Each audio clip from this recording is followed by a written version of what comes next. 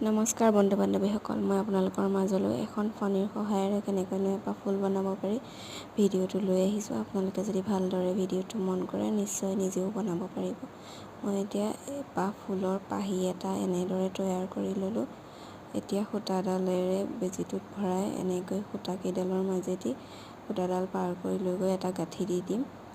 ঠিক তেনেদৰে মই 5পাহ ফুল বনাই ল'ম আৰু বনোৱাৰ পিছত গোটেইকেইপাহ ফুল ইটোৰ লগত সিটো টান হৈ যোৱাকৈ মই গাঁঠি দি ল'ম আৰু এই ফুলকেইপাহৰ মাজত লগাবৰ বাবে মই এটা মণি ব্যৱহাৰ কৰিম। মই মণিটো বগা ৰঙৰ ব্যৱহাৰ কৰিছোঁ। আপোনালোকে যিকোনো ৰঙৰ মণি ব্যৱহাৰ কৰিব পাৰিব আৰু এই ফুলপাহ সম্পূৰ্ণ হ'লে বহুতেই ধুনীয়া লাগিব আৰু এইপাহ আপোনালোকে ৰিবনত বা হেয়াৰ বেণ্ডত ব্যৱহাৰ কৰিব পাৰে।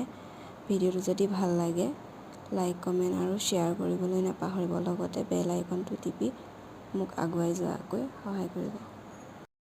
ধন্যবাদ। পুনৰ এটা ভিডিঅ'ত লগ পোৱাৰ আশাৰে আজিলৈ আহিলোঁ।